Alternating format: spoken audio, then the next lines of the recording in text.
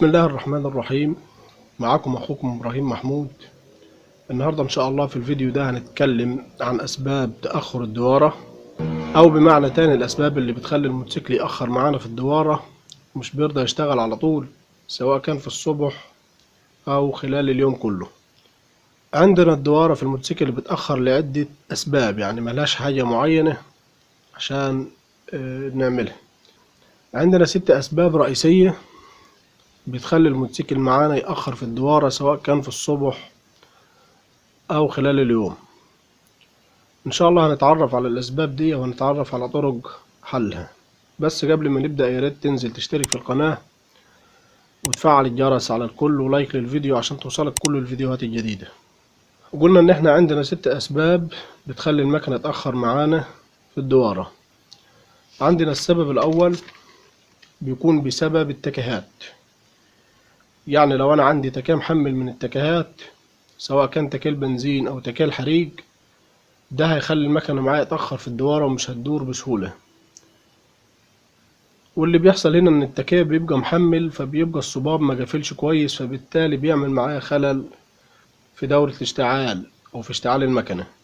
طبعا السبب ده حله بسيط، وهو انك انت هتفك الغطا بتاع التكهات وتبدأ تشوف التكهات. لو في عندك تكيه محمل هتظبطه، وبعد كده هتلاقي المكنة مظبوطة معاك في الدوارة. ده السبب الاول. السبب التاني اللي ممكن يأخر معانا في الدوارة الصبابات. يعني لو عندنا الصباب عليه كربون، فبالتالي مش هيقفل كويس وهيعمل تفريغ للكبس، او هيبقى كبس المكنة معانا ضعيف. في الحالة دي برضو المكنة هتأخر معانا في الدوارة، عشان هنا الكبس بتاع المكنة ضعيف وفيه خلل في أشواط الحريق، في شوط الكبس. والمشكلة دي بتكون ناتجة من إن الصباب في بعض الأوقات بنلاقيه متاكل من تحت، أو في كسر، أو ممكن يكون في لوح بسيط. وممكن برضو تكون قصة الكبس دي ناتجة عن البستم، إنه يكون متاكل أو يكون الشمبر فاتح زيادة عن اللزوم، فبالتالي مهرب معانا كبس وبيخلي المكنة تأخر معانا في الدوارة. وهنا حل المشكلة دي إنك أنت تفك. لو الصباب عندك هو اللي بايظ، بتفك تغير طقم الصبابات وبترجع معاك المكنة كويسة. أو لو كان في عيب في الشمبر أو في البستم، بتفك، سواء كنت تغير البستم أو تغير الشميز كله وتظبط الكبس بتاع المكنة عشان المكنة تستقر وتظبط معاك في الدوارة. السبب الثالث اللي هو ضعف الكهرباء بتاعة البوجيه أو ضعف الشرزة. لما بتكون كهرباء البوجيه ضعيفة معانا، بالتالي المكنة بتأخر في الدوارة عشان الشرزة بتبقى ضعيفة، فمش بتدي الشرزة المظبوطة عشان تحرق أو تولع في البنزين جوا غرفة الحريق، وده بيخلي المكنة تأخر معانا في الدوارة. والغالب إن بيكون الملف ضعيف. تمام. يعني ممكن تيجي تدور بالمارش تلاقي المكنة مش راضية تدور معاك مارش بسهولة. تمام. وتيجي تديها منافلة واحدة تلاقيها دارت على طول من أول منافلة. هنا غالبا بيكون العيب من الشرزة بتاعة البوجيه، أو بالكهرباء، أو من الكهرباء بتاعة البوجيه عامة. طيب إيه الحل في القصة دي، أو إزاي أعرف الشرزة تكون مظبوطة ولا مش مظبوطة؟ أولا لازم تكون معاك الشرزة بتاعة البوجيه شرزة زرقاء لونها مدي الازرق كده، والشرزة تكون قوية ما يكونش فيها تقطيع. تمام. دي حاجة. الحاجة التانية، لو انا عندي ضعف في الكهرباء فهضطر افحص دايرة تشغيل البوجيه بداية من البوجيه. ابص على البوجيه واتأكد منه انه سليم ما فيهوش اي ترطيب، لان البوجيه في بعض الاوقات بيرطب. ان القطعتين دول هنا لو فكينا البوجيه، لو كسرنا البومنجيه من جوه، هنلاقي المقاومة دي مفصولة عن بعض هنا، مش كاملة. يعني ده جزء والشمعة اللي تحت جزء تاني، ففي بعض الأوقات بيعمل كربون ويرطب، وده بيخلي المكنة تأخر معانا في الدوارة. طيب البوجيه عندي سليم، بعد كده هبدأ أختبر مبينة التكرير. لقيت المبينة سليمة هبدأ أختبر الإلكتروني. طيب الإلكتروني عندي كويس، هبدأ أبص على الملف، يعني هعمل اختبار لدايرة تشغيل البوجيه بالكامل. ده السبب الثالث من الأسباب اللي بتؤدي إلى تأخر الدوارة. السبب الرابع بيكون بسبب البطارية. يعني ممكن تكون البطارية عندك ضعيفة، فبالتالي مش عاطية قوة للمارش إنه يلف كويس، فالمكنة بتأخر في الدوارة، ودي مشكلة بيقع فيها ناس كتير ومش بتاخد بالها منها. يلاقي المكنة بتأخر في الدوارة ويشتكي، وتيجي تتفاجأ إن البطارية عنده ضعيفة، مش مقوية المارش إن هو يدي الدفعة الكاملة للمكنة عشان تبدأ تشتغل. ففي الحالة دي ساعة ما بتكون البطارية ضعيفة، فبالتالي المكنة بتأخر في الدوارة لأن مفيش كهرباء كافية تدور المارش، أو في بعض الأوقات بيكون المارش نفسه هو اللي ضعيف، مش قادر يقوم المكنة. ده سبب برضو من ضمن الأسباب اللي ممكن تؤدي معانا إلى تأخر في الدوارة. السبب الخامس بيكون بسبب الكربراتير. الكربراتير طبعا سبب رئيسي ممكن يكون مؤخر بيخلي المكنة تأخر معانا في الدوارة، وده ممكن يكون فيه وسخ في الكربراتير، أو في فتحة من فتحات الهواء دي مسدودة، تمام، أو في فونيا أو بك من البكات اللي جوه برضو مش نضيف أو مسدود، أو الهواء بتاعه مش مظبوط. ففي الحالة دي بنلاقي المكنة بتأخر معانا في الدوارة ومش بتدور بسهولة غير مثلا لما نرفع الشفاط. في الحالة دي ممكن يعوز الكربراتير كله يتغير، وممكن يعوز يتنضف أو يتغير له طقم إصلاح ويرجع يشتغل من تاني. ده برضو سبب من الأسباب اللي بتؤدي إلى تأخر الدوارة. وهنا برضو نبص على فلتر الهواء أو الهواية، ليها برضو علاقة بالكربراتير. لو الهواية معانا مسدودة أو فيها وسخ وتراب كتير، ده برضو بيقلل نسبة الهواء اللي داخلة مع البنزين للمكنة، فبالتالي بتأخر معانا في الدوارة.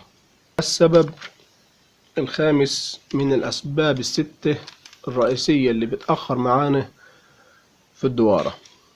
عندنا السبب السادس وهو برضو متعلق بالكربراتير، وهي ساعة ما المكنة بتكون واخدة هوا. ازاي يعني؟ ساعة ما المكنة بيكون داخلها هوا من مكان غير فتحة الهوا بتاعة الكربراتير، بتكون المكنة واخدة هوا، بنلاقيها مش بتظبط معانا في الصلنسية، بتدور بصعوبة، بتقطع، مرة بتعلى مرة بتوطى. ده بيكون بسبب ان الكربراتير واخد هوا، وبيكون السبب فيه الوصلة دي. بنلاقي الوصلة دي واخدة هوا من هنا، مفيش جوان او الاستك بايظ، فبالتالي معانا المكنة بتاخد هوا من الجزئية دي، تمام.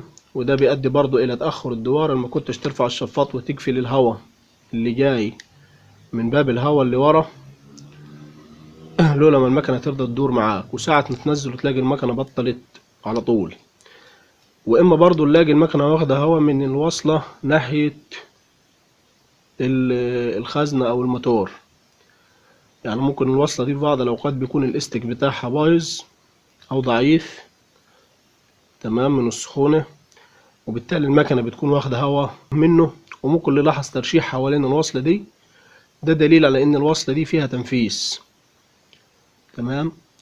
وفي برضو جوان هنا بيركب في بعض الاوقات بيكون بايظ، فالمكنة لو واخدة هوا من الجزئية دي برضو هتأخر معانا في الدوارة ومش هتدور الا وانا رافع الشفاط. وممكن برضو في بعض الوصلات بتكون جلد، بنلاقي فيها كسر في النص، وبنلاقي المكنة واخدة هوا منها برضو، بيخلي المكنة مش ما تظبطش وتأخر معانا في الدوارة. او بتكون واخدة هوا برضو من الفتحة بتاعة خرطوم التربو اللي بتبقى في بعض الوصلات، ساعات بيكون الخرطوم مقطوع او بايظ، فبرضو ده بتبقى واخدة منه المكنة هوا مش مظبوطة، لا صلنسية ولا دوارة، وبتأخر معانا في الدوارة جامد. نتأكد من الحاجات دي. حل الحاجات دي انك انت تتأكد منها، تتأكد من الأساتك دي، لو عايزة تتغير غيرها، وهتلاقي المكنة ظبطت معاك. واكبر دليل على ان المكنه تكون واخده معاك هوا هو انك انت ساعه ما ترفع الشفاط تلاقي المكنه نوعا ما مظبوطه على الصلنسيه، واول ما تنزل تلاقي المكنه بطلت على طول. في الحاله دي تعرف على طول ان المكنه واخده هوا من حي من الحاجات دي. وبرضه ممكن تكون واخده هوا بسبب جوان الحراري اللي بيبقى بين السلندر والخزنه. في بعض الاوقات بيبقى الجوان ده ضارب ومخلي المكنه واخده هوا، وبالتالي بتهرب معانا كابس وتأخر في الدوارة. دي أهم 6 أسباب ممكن تخلي المكنة معانا تأخر في الدوارة وما تدورش بسهولة. طبعا السبب بيختلف من مكنة لمكنة، مش كل مكنة فيها نفس السبب اللي في التاني، كل مكنة فيها سبب معين أو كل مكنة فيها عيب معين من الأسباب اللي احنا قلنا عليها. طيب برضو في مشكلة تاني اللي هي مشكلة إن المكنة مش بتدور معايا الصبح غير لما أرفع الشفاط، وبعد ما بتسخن بلاقيها شغالة معايا اليوم كله منتظمة والسلنسي مظبوط وتدور منور حافة مارش.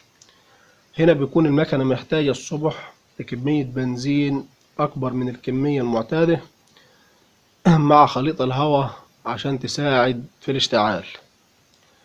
طيب الحسبة دي احنا هنظبطها ازاي؟ طبعا الحسبة اللي احنا بنحكي فيها لو كل حاجة مظبوطة والست الأسباب اللي احنا قلنا عليهم عندك دول مظبوطين، كربراتيرك مظبوط، الكهرباء مظبوطة، البطارية تمام، المكنة مش واخدة هوا ولا حاجة ولا اتجاهات محملة، هنيجي على الإبرة دي هنا فيها طبعا 5 درجات.